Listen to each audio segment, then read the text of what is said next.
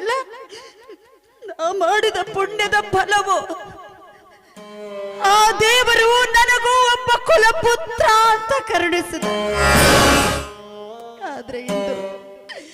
ಆದ್ರೆ ಇಂದು ಈ ತಾಯಿ ನಿನ್ನ ಹತ್ರ ಸೆರಗೊಂಡಿ ಪುತ್ರ ಭಿಕ್ಷೆ ಬೇಡ್ತಾ ಇದ್ದಾಳಣ್ಣ.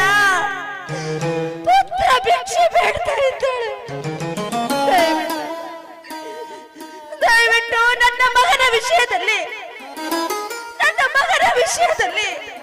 ಇವ್ರಿಗೆ ಯಾವುದೇ ರೀತಿ ಕೆಟ್ಟ ತೀರ್ಮಾನ ತೆಗೆದುಕೋಬೇಡ ಅಂತ ಹೇಳು ಅಂತ ನನ್ನ ಕಾಲಿಗೆ ಹೇ ಮಾಧವಿ, ಹೇ ಬೆಟ್ಟಪ್ಪ,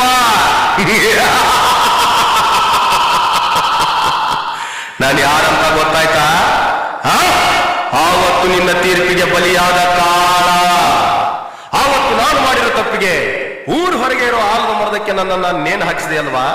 ನೋಡು, ಇವತ್ತು ನಿನ್ನ ಮನೆಯಲ್ಲಿ ನಿನ್ನ ಮಗನೇ ತಪ್ಪು ಮಾಡಿದಾನೆ. ಸತ್ಯ, ನ್ಯಾಯ, ನೀತಿ, ಧರ್ಮಕ್ಕೆ ಇನ್ನೊಂದು ಹೆಸರಂದ್ರೆ ಬೆಟ್ಟಪ್ಪ ಅಲ್ವಾ?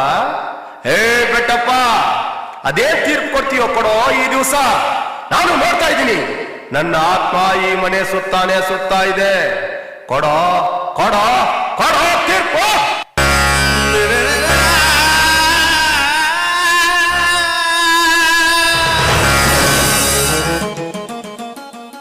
ರುದ್ರ, ನಿನ್ನಲ್ಲಿ ಕೈ ಮುಗಿದು ಕೇಳ್ಕೊಳ್ತೀನಿ.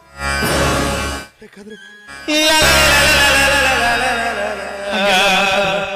ಹಂಗೆಲ್ಲ ಮಾತಾಡಬೇಡ್ರಿ ಅಪ್ಪ, ನಿಮ್ಮ ಬಾಯಾಗಂತ ಮಾತು ಬರಬಾರ್ದು ಅಪ್ಪ.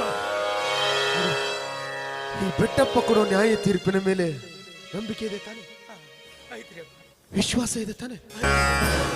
ಹಾಗಾದ್ರೆ ಈ ತಪ್ಪಿಗೆ ಕಾರಣ ಆಗಿರೋ ಆ ಕುಟುಕನಿಗೆ ನಾನು ಸರಿಯಾದ ಶಿಕ್ಷೆ ಕೊಡ್ತೀನಿ.